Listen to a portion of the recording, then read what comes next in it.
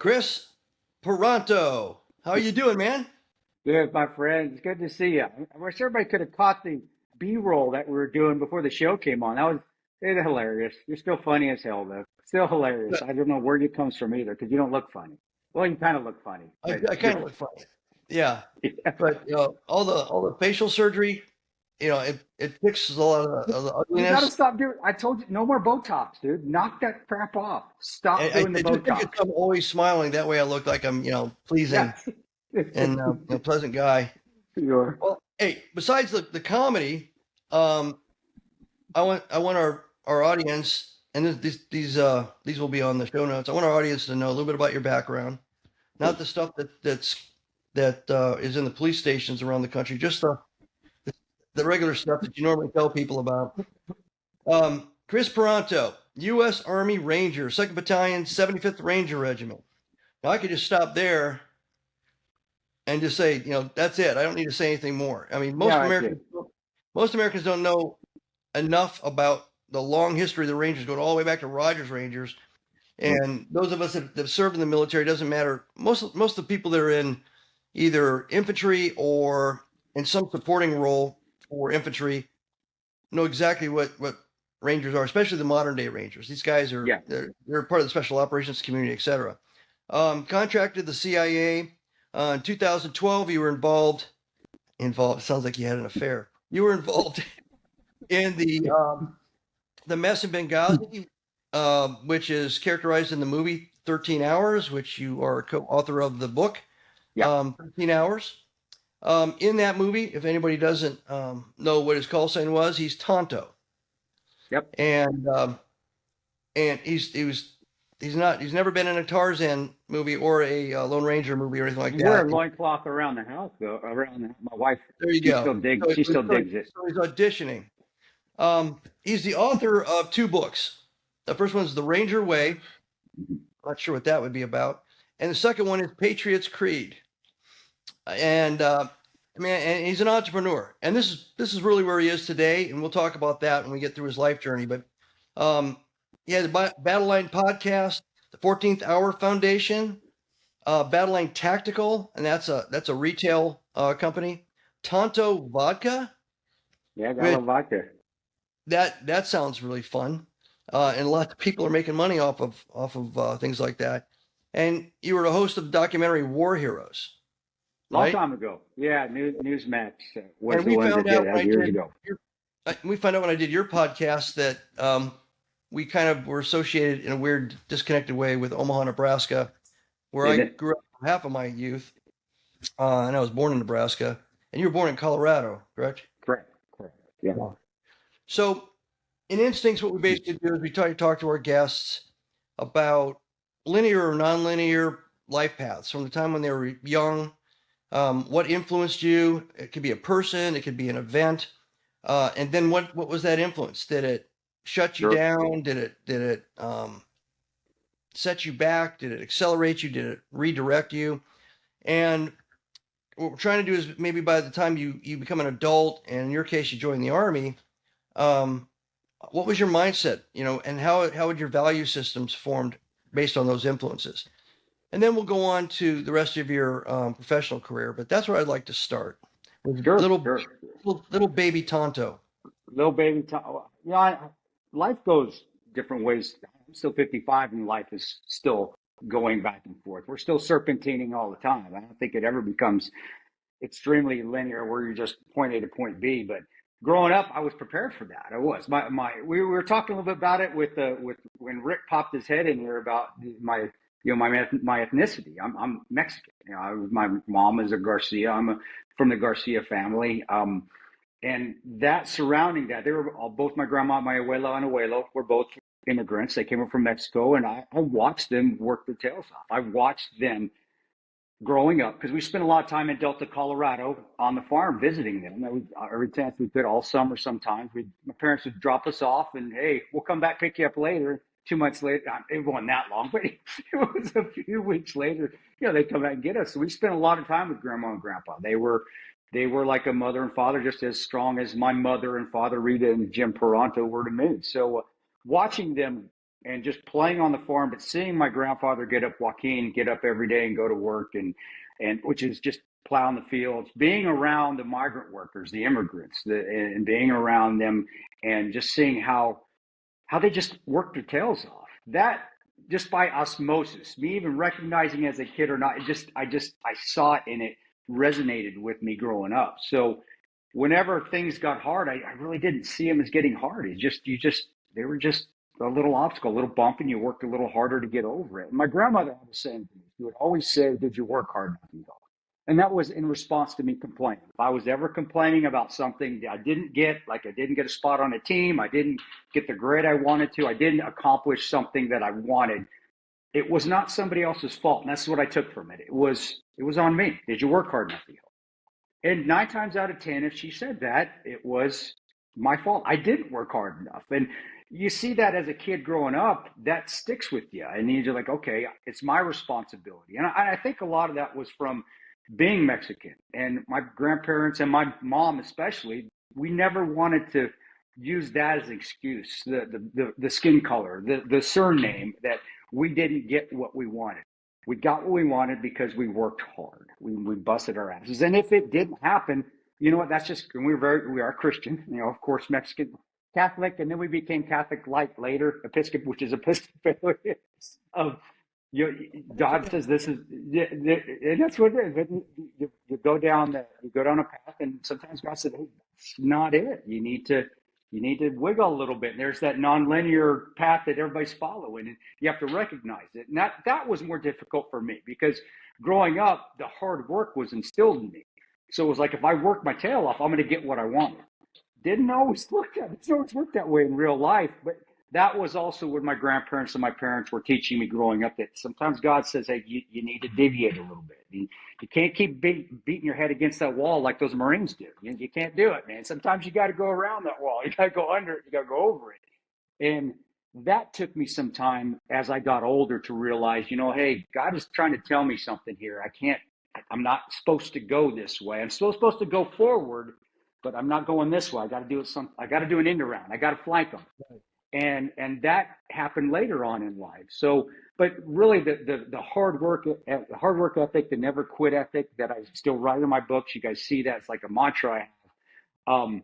That was instilled to me as a little hijo, a little hijo, right? And sometimes a pendejo when I wasn't doing the right things, man. Big one. It depends. Sometimes a little one and sometimes a big one. But that was instilled with my grandparents, and then my mom, and then my father. My father in West Texas. I didn't know his mom and dad. They died when he was 1 year old. I never knew them. But my dad I never saw weakness on that side either, as far as, "Oh, woe is me. Oh, my life is so hard." It was, no, it sucks that happens, but we still can move forward and we can better our lives. And that was within the entire Paranto Garcia family. So growing all the way up till I was in high school, that's how I perceived things, and it worked for me. It did. But the only thing that was hard to learn, and I learned this later, was that if I did, I want to say fail, because I'm not a failure, but sometimes you're going to fail, guys. You learn from it, you pick yourself up, and keep moving. But sometimes if I did fail, it was very discouraging, because, like, what did I do wrong? What did I not work hard enough? Did I not bust my ass hard enough? And sometimes it wasn't that, it just was not meant to be. And right. I had to understand that, but that came later in life, and that came later in life through high school athletics, which I played everything: basketball, football, baseball, and ran track. And then I had a scholarship and I played football in college, and that helped a bit, because I do think athletics does help prepare you for that setback. You prepare all week, you work your tail off, and then you get beat 56-0. Sometimes it's like, man, what the heck did we do wrong? It's a major setback. Let's go back to the drawing board. But it's minuscule compared to things that are going to come on later in my life down the line. So, you mentioned athletics, and I know you're a really, really good runner. Not because I saw you run away from stuff, but just. Did you believe me? I'm Forrest Gump, buddy. I'm through the woods. I just know you're a really good runner. Oh crap! Marty's back there. I gotta go back and pick him up. If I had to run away, I have like half a second before I just turn around. Okay, whatever. because I am not a great runner. When you got into high school athletics and then into college, Yeah. obviously you have the core influence of your parents and your grandparents, and it may not amaze you, but the guests that I've had on are all hard work ethic kind of people from wherever they get it. Some of it's observation, some of it's because of a family business. There's Sure. something, but they all kind of aren't afraid of it because it's the normal thing you do, right? Get their Um, hands dirty. That's just, right. sometimes you have to. The Yeah. second thing that's very common on what you said is the accountability for your own actions or lack thereof. So, it's really you. It's not really everybody else. And and you know, and I know, and I can't remember all the other people's opinions when I was a kid or when I was in high school, Yeah. whatever. Yeah. But just in general society today, everybody's trying to figure out what did this to me, right? They're not really looking at themselves. So it's like a superpower to be accountable, and it's a superpower to have a work ethic right now, which is Which is so odd because that was the norm when I'm growing up, and you want yeah, to say that was the Gen X norm or the greatest generation's norm. That was that you work hard, you bust your ass, and you don't complain, and you don't. Life is unfair, but you can make it fair by putting your work ethic in there and it's like believing in yourself and right, busting your ass. And if it doesn't work out, you know what? So what? You fell down, pick your ass up and try again. And that was always instilled throughout. And athletics again, I preach it. I think there's too much now in athletics because of the money that's involved and because of the social media that it isn't less. It's less about making money instead of. I mean, it's more about making money and less right, about just busting your ass yeah. to be And successful. in the seals, especially the basic thing, it's not about me, it's about we kind of thing. That kind of gets blown out the window when all the me's are getting paid differently. Yeah, it is. It is. But One me, that's a whole nother podcast, man. That's one a me's whole. driving a Jaguar, and the other me's driving a Datsun, a 1974 Datsun. Yeah, back in the day when I was in college, we all were driving some POS, some Yeah. hoopty. And that was great days. It was great, good times. I did enjoy my time as in college athletics. I did.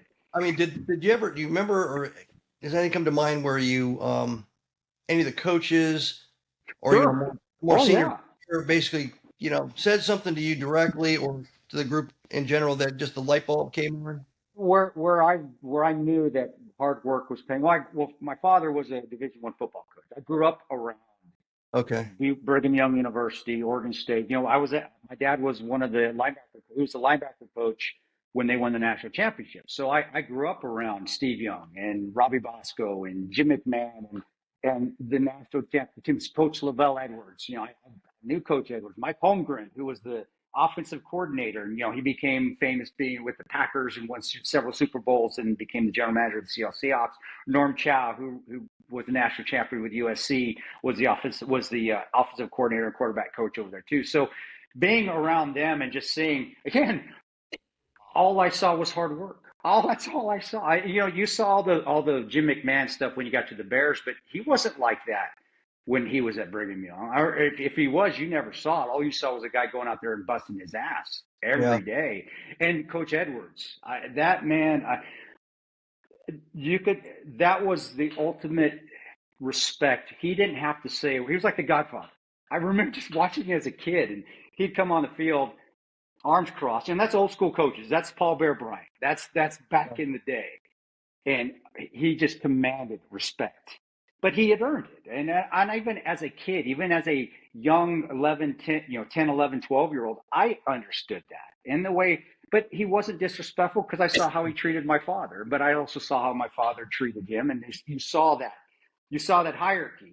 But it wasn't a Right. disrespectful hierarchy. It was this is how it's supposed to be. This guy has more experience. My father doesn't. I was trying to get up there, but they both respected each other, and obviously because Coach Edwards hired him, there's something there that Coach Edwards sees, and then going to the field and catching punts and catching catches, before the practice starts from a Jim McMahon or Robbie Bosco, these guys Right. that are Steve Young, and watching them and just seeing them go on the field and watching them tear it up. I mean, just it didn't matter how cold it was, how what they had just done. Every practice was we got to get better, we got to get better, and then that stayed with me, of course, growing, and that was stayed with me all the way through till, well, even now, it still stays with me. Obviously, I'm Yeah. talking about it. So, and we'll talk more about leadership later, but the silent leadership type, right? You're mentioning the Bear Bryant, arms crossed, don't say Yeah, anything, and the facial expression, body posture, a look, it would yeah, crush you, right? That kind of.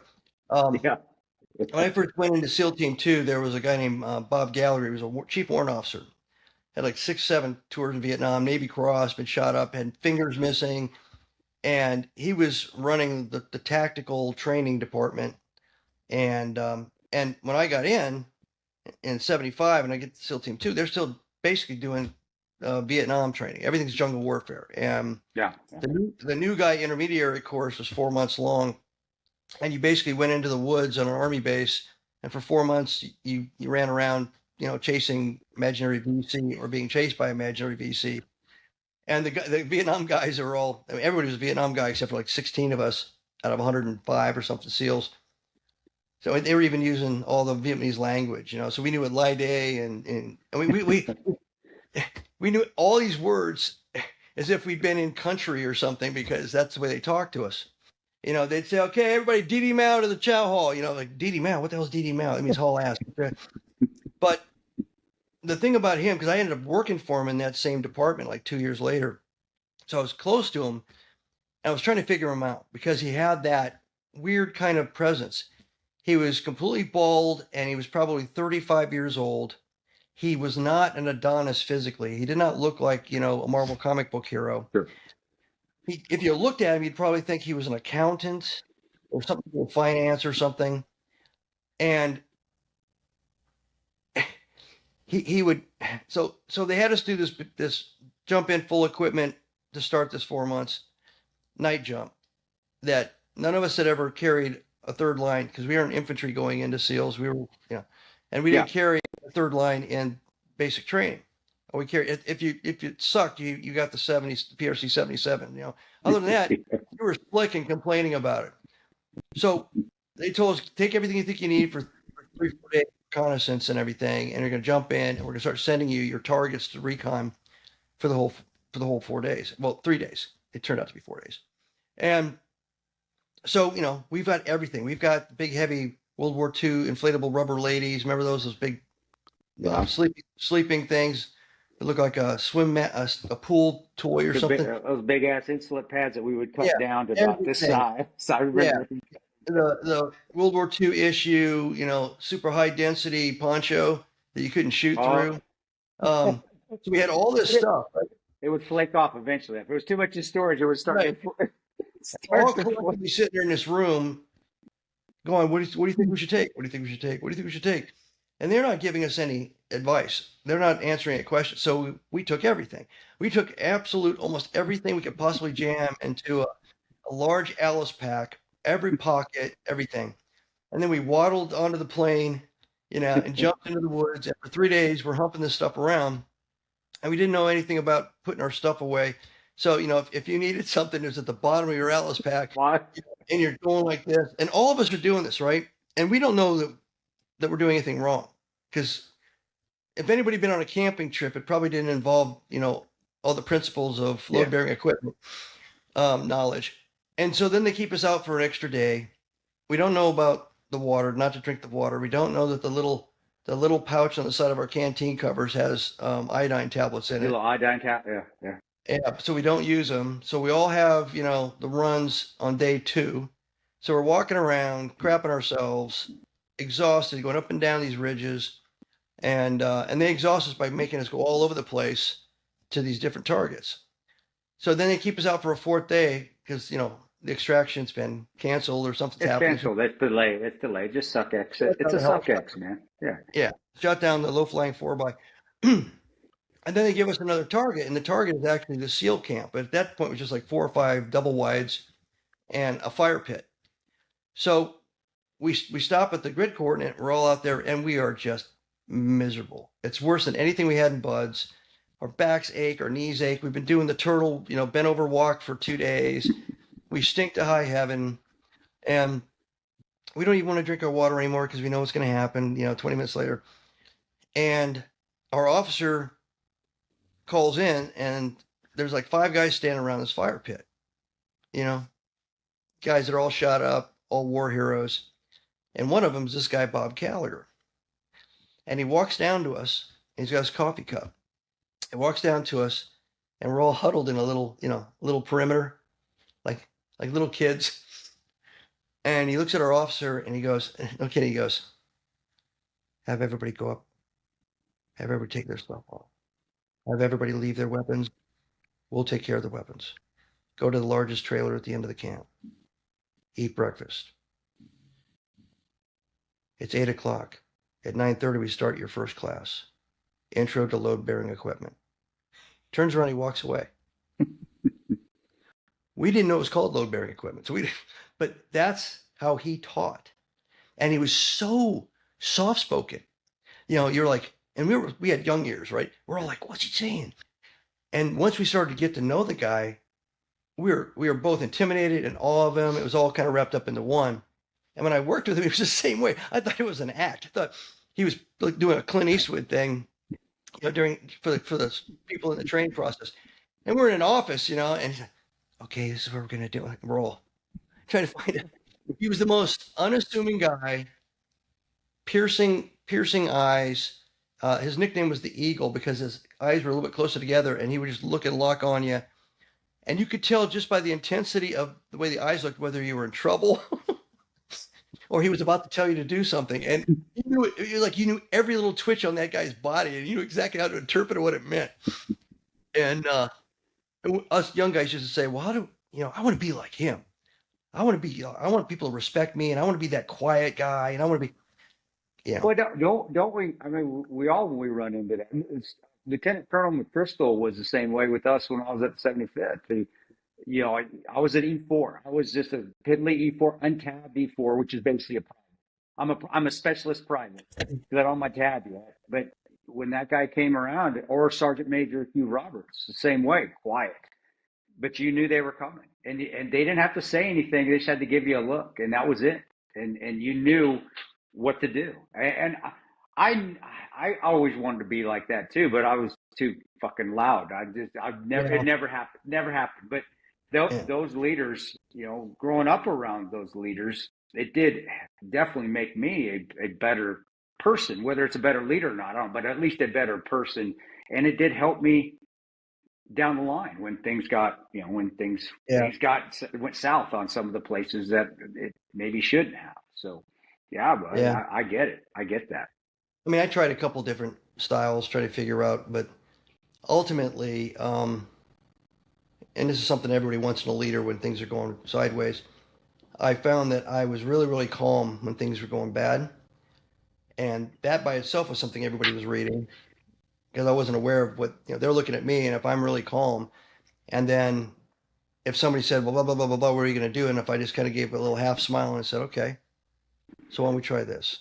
And that half smile was my personality. I wasn't trying to affect it to make an impression, but people told me later that that's how I acted.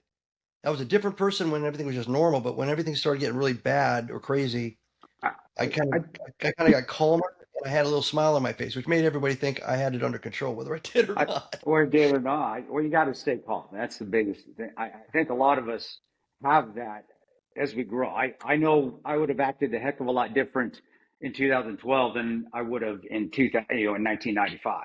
But that's Right. just experience, and that is, and a lot of experience at that point. And a lot of people don't know either that I took 2 different stints in the Army. I went in the first time and and this was where I was learning about failure and learning that sometimes your path is not straight from A to B. It's you got a serpentine. Is I made a huge mistake when I was with the 75th Ranger Regiment. And I I committed not it was a misdemeanor, but it was enough to get me kicked out of the military, or at least discharged from the Army the first time I was in, and it had to do with making a poor decision and getting married too early, and then going through a miserable divorce with which I didn't handle well. I was just too young, and I did. But I said it's just the weirdest thing. God always works in the mysterious ways because I got an honorable discharge. I shouldn't have. I didn't, for what I had done, I didn't. And I wrote about in the Ranger Way. It's like, this is nothing that's hidden. I've talked about it before. Right. So all you bro vet podcasters, don't think you're going to find something new out there, because it's not. It's already out there. But that was hard, and because that to me taught me about sometimes hard work. It's not just hard work. You got to make good decisions as well, and you're going to have setbacks. And that was my first major setback, was that time in the military in the Ranger Regiment, where I didn't make it. I didn't finish. I didn't cross the finish line. I didn't make my enlistment time. I didn't re-up. I there for 2 years, and it's like, you can't be in anymore. You're out. And God bless, I got an honorable discharge, because I had to wait a couple of years, and I went to grad school. I still had that voice in my head, and I still had that, let's move forward, And so what I did is I just applied for grad school. When I got my master's degree, I worked full time as an insurance adjuster while going to grad school at night at Mutual of Omaha, there in Omaha. And then I reenlisted in the military 2 years later, because that was the stipulation based on my reentry code and based on my discharge. And luckily for me, I found a recruiter. After about trying 8 or 9 different recruiters that didn't want to help me, I found one that would, and managed to get the waiver to get back in the Army. And I had to do it all over again. I had to do basic and airborne and Ranger in Doc, which is now it's option 40. It's now called RASP, not RIP anymore. Right. And do that again. And I went right back into Ranger Battalion. And this time things did work out. It did succeed. I did go to Ranger School. I did come back and become a team leader. I was pegged to become an officer and became a Mustang later, and went and did the Green to Gold program and became an officer. And all that, it was just, again, goes back to growing up and the hard work ethic that I saw over and over and over, and was just drilled into me from my parents, and not in a bad way. It wasn't, you didn't make it, you didn't do well, and going home and they're scolding me. It's like, hey, we got to work a little harder. What did we not do well enough that we need to work on? That was my father, and that was the football coach mentality. That was, hey, all right, we didn't do well in this. Think about it, son. What did you do? What didn't you do as well as you would have liked to? And it wasn't what did you do wrong. It was what didn't you do well as you would have liked to. Right. Okay, well, we need to work on that. And so that helped me. So you and I are both Mustangs. Yeah. I did 10 years, and I was up for E8 when I went to Officers Candidate School. I'll tell you what happened to me in Officers Candidate School related to leadership and things like that, and then I'll ask you, because I've never really talked to anybody that went through the shake and bake thing with the Army. I get there, and I've just spent 2 years being the guy in charge of the selection phase buds. So I had 15 guys reporting to me, and all we did all day long was try to get guys to, make a decision and leave or stay. Make a decision. And I had, when you're there, you learn the whole, diaphragm, parade voice. You can stop a kid and have him piss his pants from 40 yards away just with the way you go. Yeah, I can do it now, but my kids appreciated it once in a while when I did it. And it's almost like a sonic weapon.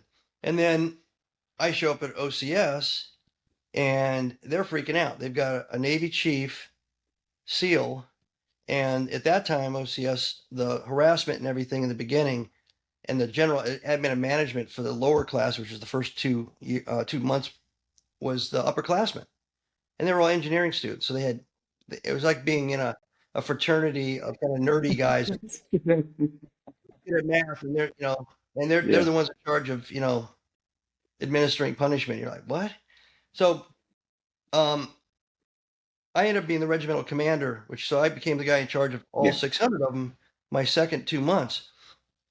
But when I graduated, I got every leadership award they had. I got the precious silver ashtray as a gift, from some society, some patriotic society. I call it the sacred ashtray. My kids, didn't know what it was. I got a book from a woman that wrote a book about a sloop, a ship, sailboat, or whatever. Mm-hmm. They hosed you, dude. I got 2 swords for being distinguished honor graduate. We're getting there. Top. So the distinguished honor grad is the academic guy, right? Gotcha. So basically, it's all engineering curriculum for 4 months. So the top engineering student gets distinguished honor grad, and he gets an engraved naval officer's sword. He gets okay. So I'm up on the podium. I have to give the regimental commander's speech after the admiral VIP gives a speech. There's like 1,800 people in this massive drill hall. I sit down. They call me up. They give me the sacred ashtray. And they give me the book of the boat book, and then I sit down. Number one in naval tactics, number one in naval leadership, all that sort of stuff. I sit down and they go, okay, our valedictorian of the class is Mortimer Schnurd. He gets up there and they go, shing! They pull out Excalibur, and there's a glow around the blade, and you get this engraved blade, but it represents what? Pi? What the heck? And That's kind of dirty. That's so dirty. afterwards, I went to the director of OCS, when it all broke up, and I said, what the heck? It's officers candidate school. It's not engineering math academy. And he goes, well, sorry, that's just the way it goes. It's just always been based on GPA. And I said, well, they also don't teach leadership here. There wasn't like a single class on leadership in 4 months. It was supposed to be OJT when you're supposed to observe the seniors leading you, which was terrible because they didn't know how to lead. And then when you were the seniors, you had administrative responsibilities, like you were the company commander or the platoon commander, battalion commander. And I said, you realize, I don't know how long it was since you've gone through something like this. Long time. It's been 20. Yeah, it's a long time. There is no 20 leadership years. taught at OCS. No, here I've been 10 years in the Navy. I had no idea that all the officers that came out of OCS that I ever interacted with had never been. Now I felt bad for ever giving them shit, right? For making them, for thinking that they were dumbasses. Well, no, they came out of an engineering school. So what was it like when you went through? And I'm really pissed. Mine was because I had a choice. When I remember my Lieutenant Johnson, my platoon leader at Ranger Battalion, because I hid my master's degree. When I came in the second time, I didn't let anybody know I had a master's, nothing, So I come in, I'm a team leader now at Ranger Battalion. I got my tab, I've got my got my EIB. I'm becoming a real ranger now. That's when you start to, once you get your tab, you get your your expert instruments badge, you got your jump wings, you're getting a team. Now you're starting to move up into what the world's opening up in the special operations community. Now you're starting to see it. Oh my gosh. And I remember he called me in his office. He goes, Ranger, come on in, Roger, sir. Ranger Paranto reporting. He said, knock that crap off, because he was a Mustang too. He was from 10 Special Forces group. He goes, knock that crap off. Just stand at ease, bud. So I stand at ease, and he goes, you have a master's degree. I'm like, in my back, man, I'm going, shit. Yes, sir, I do. He goes, what are you doing being enlisted? I go, sir, I can't. And I said it, and this is how I really thought. I said, sir, I can't lead unless I know how to follow. And I said, just like that, I can't. How do I know how to lead if I can't follow? And he goes, and that was a good answer. Whether it's the truth, but I mean, you guys think that's a scripted bullshit. No, it wasn't. That's exactly how I felt. And it's the right answer. That's what he wanted to hear, because, well, you have a master's degree. You need to go become an officer. And him and the platoon sergeant fought about it for a little bit because they wanted to keep me enlisted. But he made sense. And then he got into the pay scales, and I hate to say it, it did, like, okay, all right, you're making some sense here, sir. But he gave me the choice. Since I had a master's degree, I could either do 1 year of green to gold, which is ROTC. You can go back and do 1 year of ROTC. All I do is military science, or I could go to OCS at Benning. And buddy, I've just been through 2 basic trainings. I've been through one in '95. I went through another one in '99. OCS, I knew what that was going to be, just another damn basic. I got to wear the ascot and the freaking black polished turtle helmet. I'm like, sir, if I could do 1 year of ROTC, I'll do that instead. He goes, Roger that. He goes, put you in your packet for green to gold. I did, and I went to Creighton. Right. Creighton had ROTC. I went right back there, did 1 year. But it's still the same. It's just instead of 3 months, it's just a year. It's just drawn out. You've got your MS, MS4s, which are the seniors. They're in charge, and then the MS3s are the juniors, and that's your rank structure. Same as OCS. They're just not called MSs. But buddy, walking in there though, and I got my tab, I've got my EIB, they all know I'm from Ranger Battalion. I didn't. Nobody gave me any shit. In fact. My colonel, my commanding officer of that RTC program, he was from SOAR. He was a former Night Stalker, and he also was long tab. So he brings me in the office. He's like, I know who you are. I know you're from Ranger Battalion. He goes, so we're going to expect a lot more out of you, which was good. I didn't have a problem with that. So I did a lot of I actually did a lot of the teaching. PT was easy, for me. I'm running 5-minute miles. I can do 120 push-ups, and so I'm leading and teaching courses. We did have a sergeant there that was tabbed as well from the 25th Infantry. Great guy, Sergeant First Class Tobias Rodriguez. And basically, I just helped him. I helped him the whole time. But from the leadership side of the house, you're you're so spot on. They really weren't. They weren't teaching leadership per se. They were teaching military. Some of it was doctrine. Some of it wasn't. But it was just a big fraternity. It was a fraternity and sorority that are mixed together, and there's just the problems for hedonism there more than anything, especially being at a college. But the thing though is I think they were teaching, and what I got out of it, I was put in positions probably beyond what I should have been as far as being put in charge of leading classes and things. I don't know if I was ready for that, but it didn't matter. You were throwing you in there, Paranto, go take care of it. Um, but the biggest thing is that I saw them, the interaction, I think, is the positive I took away. You're seeing people coming in and we're having to work together for a common goal, and that's to succeed and that's for everybody to graduate. I did get a lot out of the phase 3, which is what we do at Fort Lewis. It's called Advanced Camp. I think it's called something else now, but it's where from your MS3, your junior to your senior year. So your MS3 to your senior year, you go do, and if you do a month there at Fort Lewis, and you do your field training exercises. You're going through basic infantry tactics, and you're learning how to work together as a platoon and squads and elements out there. And I had a lot of fun in that. I did. You know, it was easy though because I'd already been through. I knew how to do that. I've been through basic. I know how to do infantry stuff. I've been a Ranger team leader. I've been to Ranger school. But I got a lot out of it on the teaching side because I saw a lot of the cadets going through at the time, Yeah. not feeling confident in themselves and knowing that they could do just how to build a litter. We're going on a lane and somebody gets injured, and how do we build a litter out of everything that we have here? And you're seeing all these smart kids that have all these go for all these degrees, and they're not figuring out. I got a poncho, I got a bunch of sticks laying around, I got some 550 cord, and they're not grasping how easy it is to make a litter to get somebody Yeah. out of there to carry some. And for me, it was that's where I felt like, man, I really am fitting into this military stuff because this is no, and I'm not a smart guy. This is just so easy. I don't understand. I not understand how these kids that have 4.0 GPAs that can build a rocket are not figuring this stuff out. But when I did say it to them, and you saw their eyes light up, Right.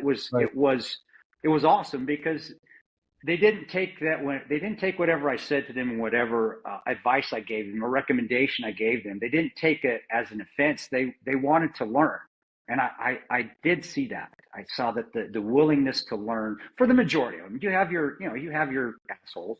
You do every once in a So while. you got a lot more out of your experience than I did. I did, but I don't think if I would have been told to be a follower the whole time, Yeah. then probably not. But I wasn't, and a lot of it was because you could see the tab. I had the Ranger tab on my shoulder, and so whenever an instructor would come in, even at the advanced camp, the two lead guys, the two lead instructors, and one would have been called the battalion commander, the other one would have been called the first sergeant.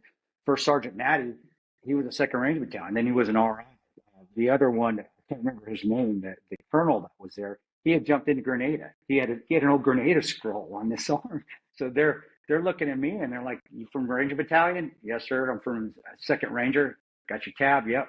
"All right, you're in charge. This is what I want you to do." So they threw me into the fire. So I was trial by fire, learning how to be a leader with all these cats that I'm trying to herd. But it Right. was completely beneficial for me because I'm learning how to herd cats. I can tell you for sure. I didn't become the regimental commander because I was really good at drawing pictures of an M type or D type boiler system. Um, and because of wearing the trident, they left me alone. which I think they interacted with more students, the instructors and all them, but they never interacted with me because most of those lieutenants and that were the instructors were in awe of the fact I was a SEAL and the fact that I You're was a cute. chief. In their fleet experience, the chiefs were basically telling them what to do. They were the experts. So, um, But take that back from on their side as instructors, they didn't utilize you, which they should have utilized you, like the Ranger they could instructors have. that I had utilized me because it would have benefited both. It would have They made it could have. easier for them, Yeah. and it sure as hell would have. But hey, you know what? That's the Navy, and is that the Navy and the Army? I don't know. I don't know. They had one event. It was a simulator, and it was a ship simulator. And basically, you get inside of an open container, metal container that looks like the inside of a ship. And of course, everything's in a ship is welded, so the beds, the racks, everything's welded. And it was supposed to simulate that the ship got hit by a torpedo, and then a hole starts blowing water into this thing, and you have to go through damage control, and you have to stop it from flooding. And they would put 10 people in there, and it's pretty dramatic. I mean, it's called the Buttercup, and it's like this, like a big shoebox with the people in it, and then you hear like ang ang ang general quarters. This huge explosion. It had speakers all around, kaboom, and the whole thing shakes, and it goes wham, and turns to a 45-degree angle. And I'm watching these guys. I mean, I didn't know what was going to happen. I'm watching these guys' faces, and total horror, right? Ah, and then the water starts pouring in horizontally, like, and I'm looking around, and everybody's just staring at the water. So make a long story short, not that I'd spent a lot of time in the fleet or anything. I just started, they gave us a class beforehand, about mattresses and stuff. So I started giving all these commands and only about this much water is on the bottom. And then they said, okay, end action things, bing, bing, bing, brings it back to thing and drains out and everything. The chief brings everybody up for a break. They walk over to me and they say, you're out of the cycle. You're not doing this anymore. And we don't want them. We don't want them. The point of it is for them to freak out and come to a point where they have to make a decision and start working as a team. And you basically just took charge, well, solved the problem. And I go, that's what you did. Okay, I guess I could hit myself in the head and been somebody with a head wound and laid there to help. That's exactly what when I went through. That's what they were trying to do, and utilizing myself and putting us in no incident situations, and then we succeeded. See, we got the exact opposite. When I was there, it was you guys figured it out. Yeah, Paronto took care. He helped you. This kid, Paronto got. I was trying not to do everything myself, and I do remember some of the cadre coming up to me and saying, "Hey, we know you know how to do this, but don't do it all. Don't try to do everything." And that helped me, and did help me when I got to Blackwater because we're bringing a bunch of guys that have never worked together. Now there's more egos there than I had. Well, there's a lot of egos in officer school too. You know that, but it did help me go there and bring guys together to work together for a common goal, even if we all were completely different personalities. And man, I tell you what, our experiences were different, and it wasn't because of me and you. It was just because the instructors, in my opinion, were different. Man, I would have been like, hell yeah. If you did everything yourself and everybody stood and watched you, that's one thing. But if you're doing it and then everybody was helping you, that's not what you're supposed to do. And I learned that do something, and that was another thing too. Do something. Always do something, and that's what killed us in Benghazi. Was that our chief did nothing, which put us behind the 8 ball. That's a great segue. So we worked together in Baghdad. I don't know what the overlap complete was. I got there in July of 2004, left in February of 2005. I know you made about the same. We're about the same. It was right around the same. Crazy time. Not in uniform. Great time and a crazy time at the same time. Waking up every morning at 6 o'clock for the morning mortar and rocket attack, drinking coffee, listening to all the secure radios and everybody going, "Oh my God, they hit the Haji Mart. They hit the Haji." It's like again, this one all over. Put my earplugs in. We don't have a run till 11. me up in 10. Was it? Yeah. So Um, yeah. but then you were doing that, and I went back, and I ended up working for Blackwater in a different capacity with a different contract, a different government client, and I didn't remember how I got you roped into GRS until I saw I, your. I, I remember that day exactly. I remember exactly because I thought my career. And I have a problem telling people again. This is nothing that's not out there already. But me leaving that State Department contract, I screwed up. I made a mistake. I left my pistol in the shitter because I got tired of shit. And a Marine security guard found it. He tried to steal it, and they caught him. But it was still mine. And State Department said, "Hey, you're the bad guy. You're going home." But luckily Greystone was going on. I got it. So I got to go leave Iraq and go to hang out in Lima, Peru, and then San Salvador for about 2 months, which was nice. But yeah, go ahead, Mark. But I remember that day. I still remember that day vividly when you were yelling me from your car because I'd be honest, I thought my deployment days were done. I thought I was done. I really So did. I recruited you for a crazy job from my car after lowering my window while you were, Yeah, yeah, I remember. Yep. and yeah, couldn't tell you anything about it. Just said kind of like, you want to do it? Yes. Okay, Yeah, go I go. was Go like, find there was no Randy question. Leonard. It's like, yeah, Yeah, go find Randy Leonard, and then you're off to the races. Um, Not entirely a different gig that you were doing in Iraq before, which was protection of VIPs and everything, yeah, but a little bit different because it's not a whole team and you don't have a whole lot of close support like quick reaction forces yeah, and overhead yeah, helicopters yeah, and everything. And you don't really have to go into it too much, but that ended up eventually putting you in the compound there in Benghazi.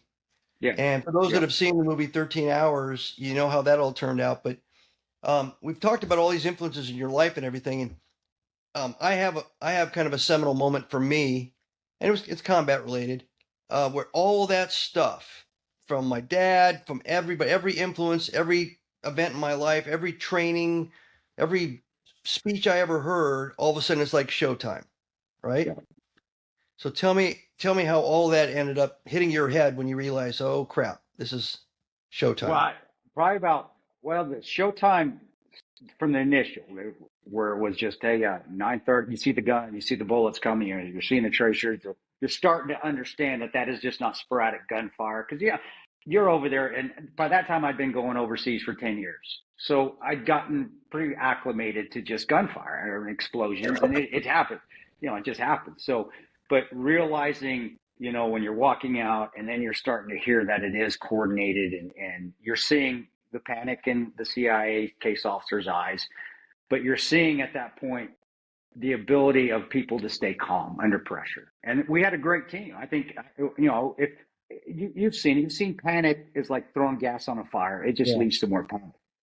But that team that we had, nobody panicked. And I think it had a lot to do with how old everybody was. Everybody on that team had been gone to multiple deployments for many years. And it says a lot for experience.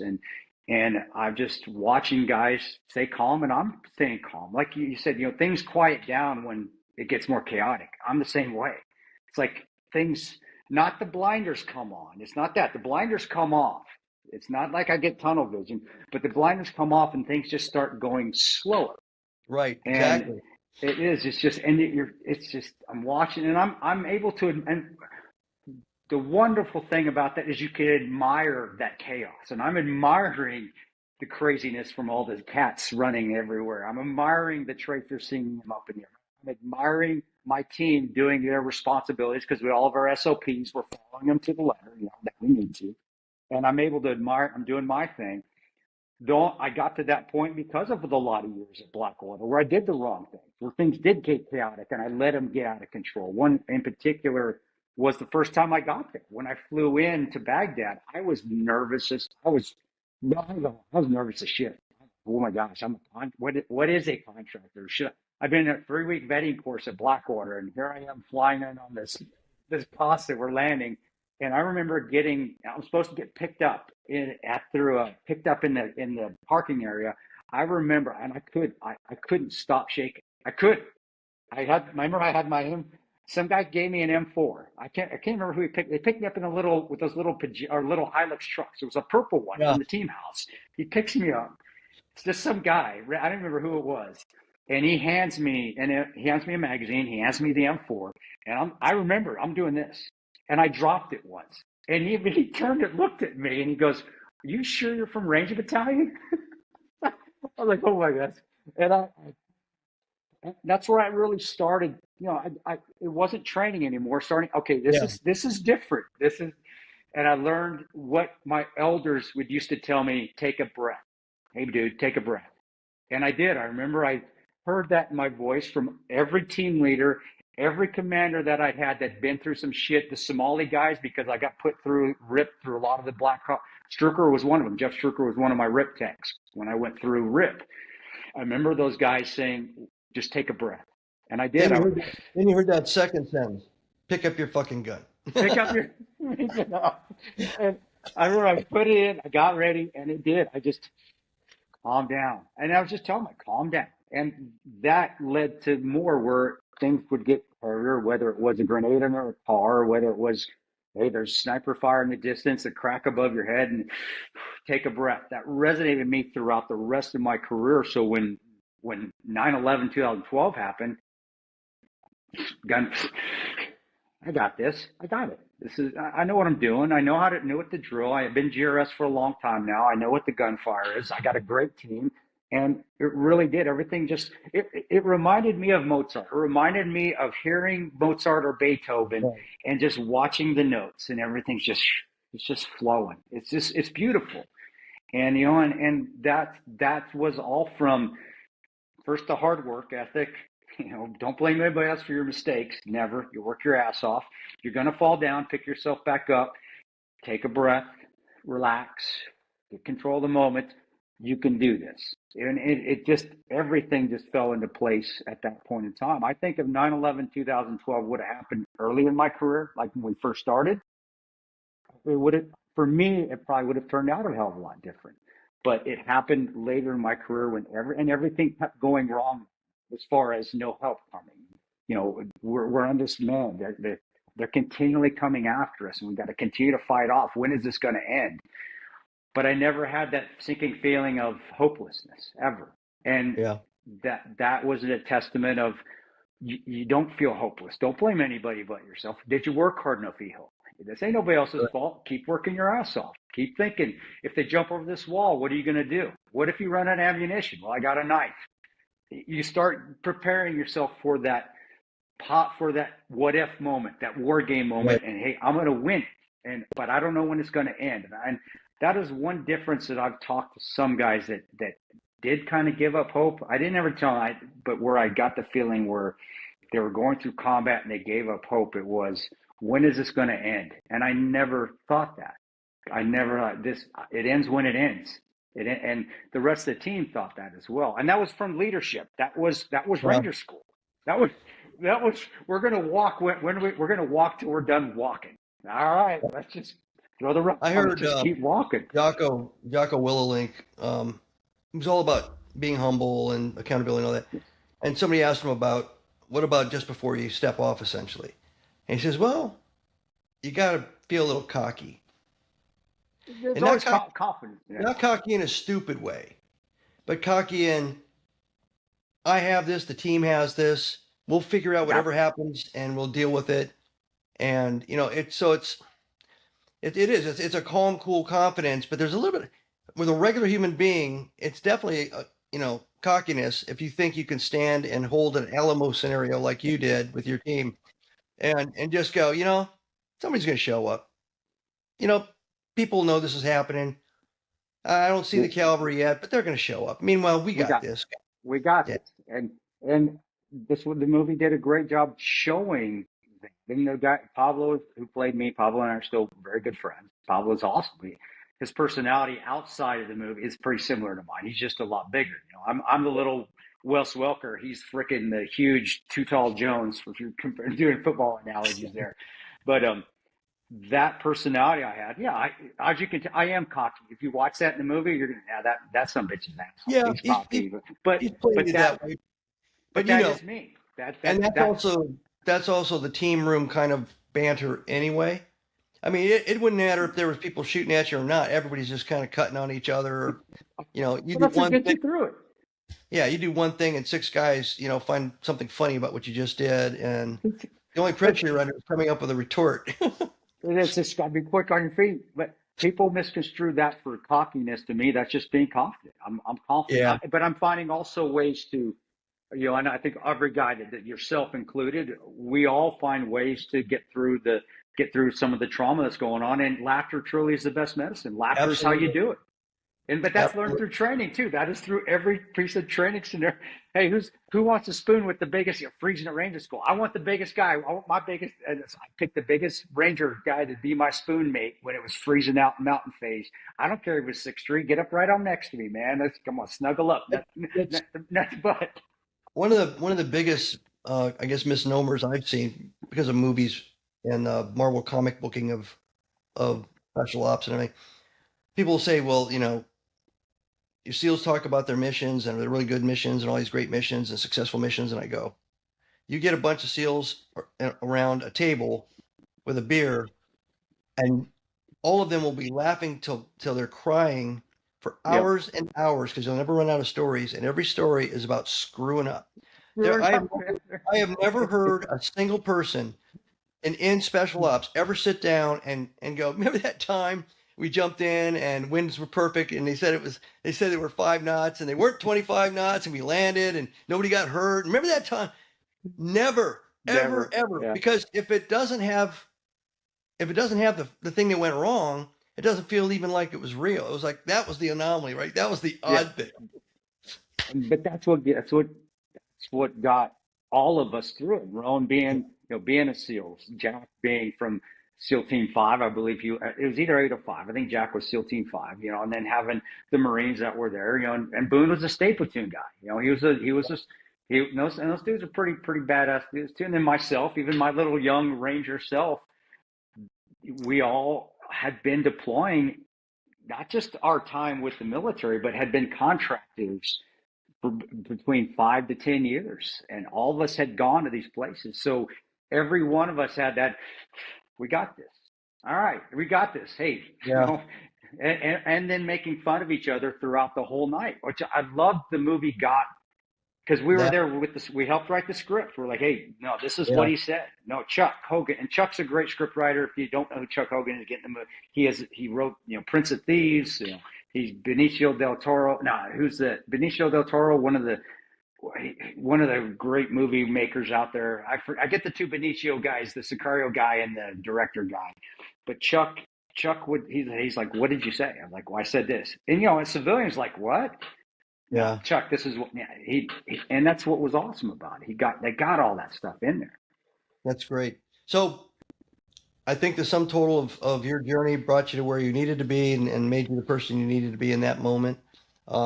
This show is young, so hopefully someday I'll be able to get you back on as a guest. I know you're semi-retired and you got a wheelchair already picked out on Amazon and all that. But My walker's over there in the corner, man. as far as I know, yeah, as far as I know, there's like a knitted blanket on your lap. I just can't see it. But thanks. You're welcome, bud. Well. Have me back on before if I did Before the if air you're show gonna goes. have me back on. Yeah, before I'm on one of those motorized things, man. If you don't mind, the All right, motorized wheelchairs. I will. Thanks, man. Thanks, brother.